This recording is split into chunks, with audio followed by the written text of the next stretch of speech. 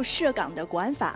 这次全国人大会议期间呢，做出了就这个香港维护国家安定稳定的这个法律制度和执行机制这样的一个决定。全国人大常委会呢也会就此制定专门的法律。我们想问，这是否表明中央调整了对香港的政策，是否放弃了一国两制？对于当下各方的回应，您又如何看待？全面准确地贯彻一国两制，港人治港，高度自治，严格按照宪法和基本法办事，支持特区政府和行政长官依法施政，这是一贯的。因为你提到全国人大刚通过的有关维护国家安全的决定，也表明要使一国两制行稳致远，维护香港长期繁荣稳定。China is making sending more overtures that it will crack down on Hong Kong. What's the message from the administration to the Chinese government about changing the special status of Hong Kong? Yeah, and I know, Jen, you also emailed a question about this morning, so I went directly to the president to get an answer on this, and he said to me that he's displeased with China's efforts and that it's hard to see how Hong Kong can remain a financial hub if China takes over. So Which means what? Would the United States change its relationship with Hong Kong? So I have no further announcements as to the precise action that the president will be taking, but he did want me to share that with you this afternoon.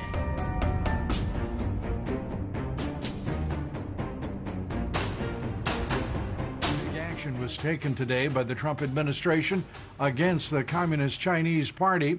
Secretary of State Pompeo notifying Congress that Hong Kong is no longer autonomous and no longer warrants special treatment under U.S. law. The Senate has just sent a resounding message to the Chinese Communist Party and President Xi that the United States stands with the democratic protesters in Hong Kong. The bipartisan legislation, with the great help of the chair and ranking members of the Foreign Relations Committee, will safeguard Hong Kong's democracy and autonomy and hold accountable those responsible for any human rights abuses in Hong Kong. And the bipartisan legislation that will soon be offered by the senators from Oregon and Texas will make sure that U.S. companies don't sell lethal equipment to Hong Kong. We have sent a message to President Xi. Your suppression of freedom, whether in Hong Kong, in Northwest China, or in anywhere else, will not stand. You cannot be a leader, and you cannot be a great country when you oppose freedom, when you are so brutal to the people of Hong Kong, young and old, who are protesting, when you are so brutal to the Uyghurs in Northwest China, and when China is censored so the Chinese people can't get the truth. History has shown that always fails, President Xi. Always fails. And yet China has taken dramatic steps backward in the curtailment of freedom. President Trump says that, saying should these laws go through, there would be a response in, quote, the next couple of days. And as you indicated, he has said that he will do that within the next very, very few days. Yeah, because, you have to distinguish between the Chinese Communist Party and the Chinese people. Does it make sense to zero in and target the CCP, with sanctions on Chinese officials? Well, there's a whole menu of potential things that he could do, and I'm sure they're working right now on exactly how to refine the thinking and come up with something that's an appropriate response. This is a very delicate situation. A lot of things need to be balanced, but mainly our hearts do go out to the Chinese civilians, and we hope things work out well from their point of view.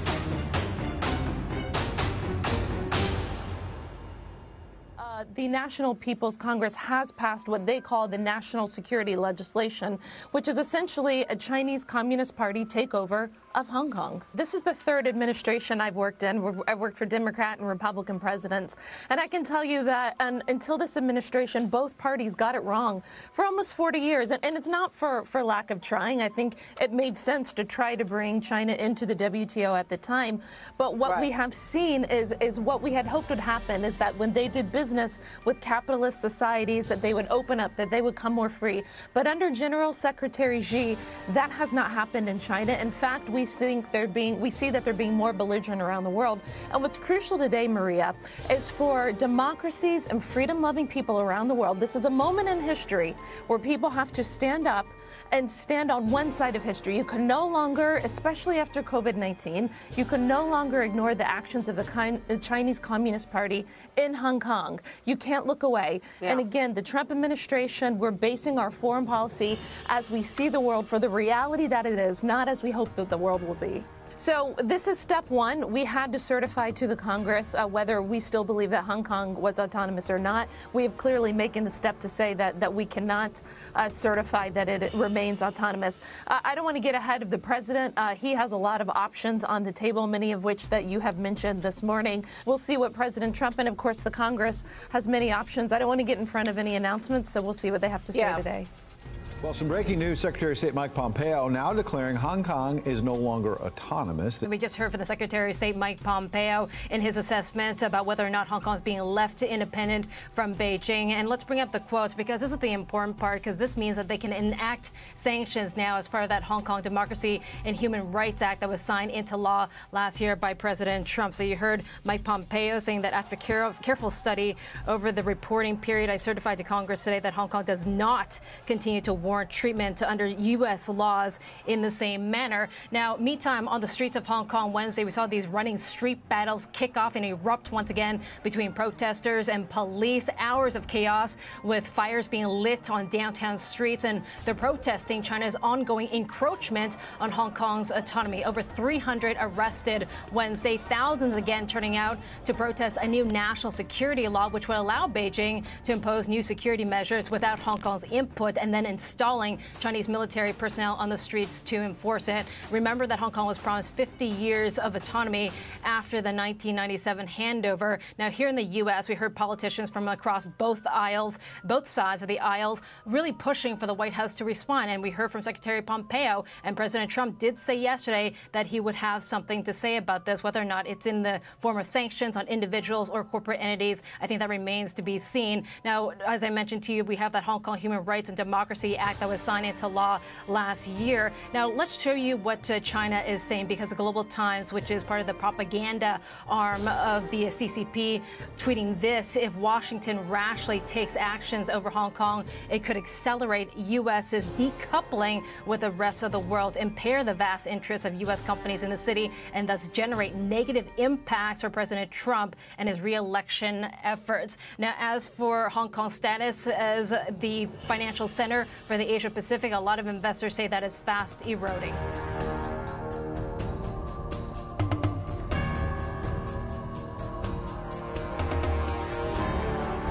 Tomorrow we're going to be having a press conference on China.